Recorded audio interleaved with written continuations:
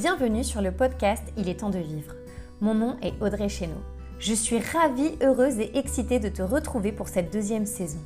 Tu en as marre de ta situation. Tu as l'impression que tu ne pourras jamais t'en sortir.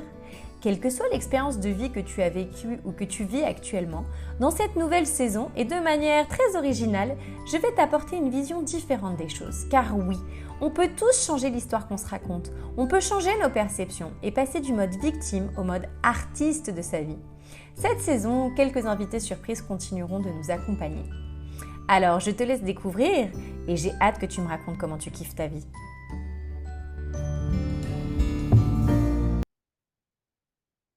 Bonjour à tous et bienvenue sur le podcast Il est temps de vivre. On se retrouve avec une nouvelle lettre, la lettre J. Et pour la lettre J, on m'avait attribué le mot joyeuse. Donc en fait, effectivement, c'est quelque chose qui me charise énormément, que ce soit dans ma vie personnelle ou professionnelle. Quelqu'un de profondément joyeux dans les sept nains, je pourrais être joyeux, je pourrais aussi en être d'autres, mais je peux être joyeuse, voilà, effectivement. Et donc, joyeux, c'est vraiment un adjectif qui décrit un état de bonheur, de gaieté, quoi.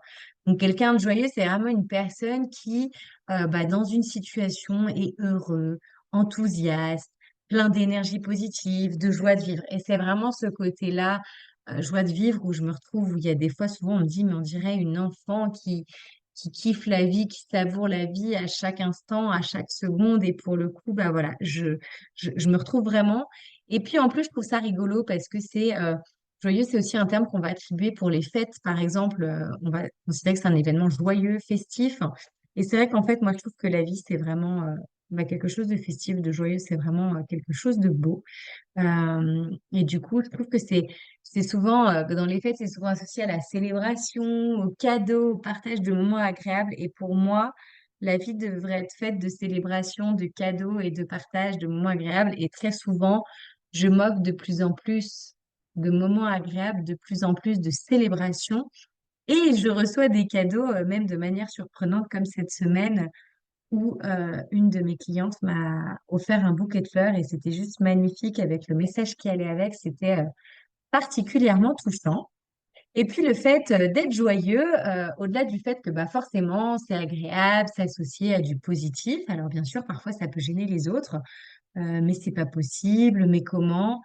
Considère pour moi, en tous les cas, me concernant, que c'est vraiment un état d'esprit, c'est-à-dire qu'à tout moment, tu as le choix, est-ce que je choisis le mode rabat-joie ou est-ce que je choisis le mode joyeux? Quoi qu'il arrive, qu'est-ce que je choisis, quoi? Et je me souviens de moments où, il y a peut-être 10 ans, j'avais choisi le mode rabat-joie et je me dis, non, mais avec le recul, t'aurais pu le vivre autrement, t'aurais pu, voilà. Donc pour moi, c'est vraiment un état d'esprit, ça part d'un choix. Et ce que je trouve intéressant, c'est qu'en fait, le fait d'être joyeux, ça a de nombreux avantages pour notre bien-être physique, mental et social. Comme par exemple la réduction du stress et de l'anxiété. Pourquoi? Parce qu'en fait, le fait d'être dans la joie, ça va permettre de libérer des hormones comme la dopamine, la sérotonine, l'ocytocine, qui vont provoquer une sensation de bonheur, de détente. Donc forcément, qui ne veut pas ça? Qui ne veut pas le bonheur? Qui ne veut pas la détente? Levez la main, dites-le moi, écrivez-moi, que je vous vois. Mais je crois que c'est vraiment important. Et puis, ça va améliorer notre santé physique parce que en fait, ça va stimuler le système immunitaire, ça peut réduire la douleur. Alors, sauf en cas d'accouchement, je tiens à signaler, j'ai dû défourir en pleine contraction. Ça fait encore plus mal. La contraction, c'est pas du tout français ce que je viens de dire, mais sachez que rigoler en pleine contraction, ça fait encore plus mal. Mais notamment, ça permet de réguler la tension artérielle, ça améliore la qualité du sommeil. Je sais que effectivement, quand j'ai un moment de stress, si j'arrive à créer une sensation de joie ou un fou rire, tout de suite, j'ai mon rythme qui va se réguler cardiaque et je vais me sentir beaucoup plus relâchée, quoi. Donc, je sais que voilà.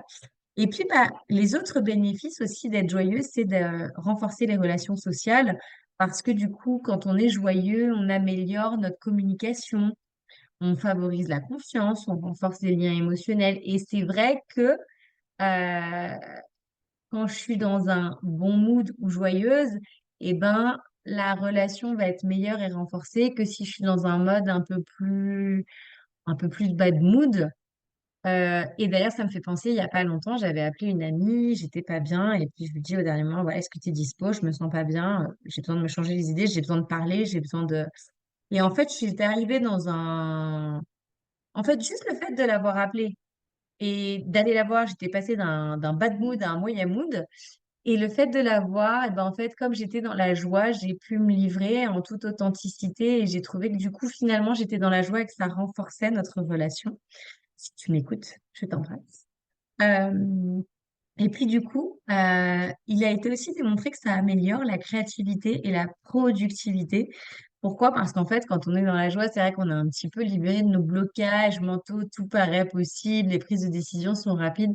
Et c'est vrai que les phases de créativité les plus importantes que j'ai, c'est souvent quand je suis dans la joie, où je vais avoir, notamment vis-à-vis de mes enfants. Et c'est vrai que je remercie tout le travail que je fais sur moi, tout ce que j'œuvre sur moi, parce qu'aujourd'hui, de plus en plus facilement, j'arrive à être hyper créative pour sortir de situations parfois inconfortables ou émotionnelles, notamment de mes enfants, en passant par le jeu, en passant par la joie, en passant par le rire. Donc finalement, on en revient toujours à cette joie de vivre dans le quotidien. Et puis bah, du coup, forcément, ça améliore la qualité de vie, comme vous pouvez l'imaginer, parce que ça nous...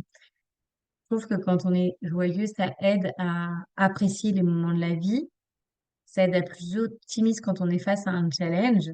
Ça ne veut pas dire que pour autant, on nie ce qui se passe. Attention, hein.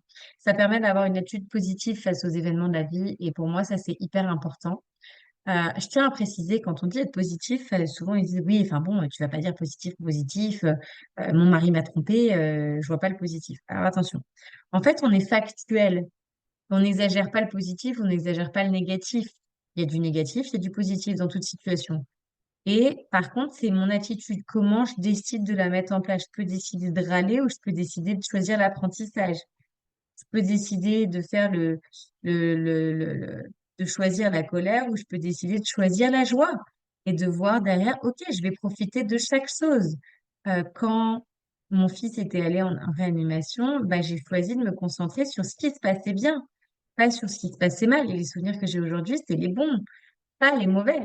Donc effectivement, je trouve que être joyeux, c'est quelque chose de pratique, ça met du baume au cœur à tout le monde, ça donne envie aux gens, c'est quelque chose qu'en plus qui se duplique, qui se propage, qui est contagieux dans le bon sens. Si seulement on pouvait tous tomber malades de joie, et ben c'est ce que je peux souhaiter à tout le monde. Donc voilà, j'ai pas grand-chose de plus pour vous dire sur le côté joyeux. Je sais que c'est quelque chose qui peut déranger, qui peut gêner aussi, ça va être le côté négatif. Je sais que parfois, quand je vis ma joie, elle est excessive pour les autres, mais c'est la mienne en fait. Et après tout, ce qu'en pensent les autres, peut-être que l'autre en face ne s'autorise pas à vivre sa joie. Peut-être qu'il aimerait vivre ce que je suis en train de vivre. Il y a plein d'options, ça lui appartient. Ça n'empêche que moi, j'ai le droit de vivre mon émotion de joie à hauteur de l'intensité qu'elle a. Donc voilà ce que je voulais vous partager sur la joie. Mettez de la joie, soyez joyeux, pensez aux sept nains joyeux. Il y a de la joie, ta, ta, ta, ta, ta, il y a de la joie.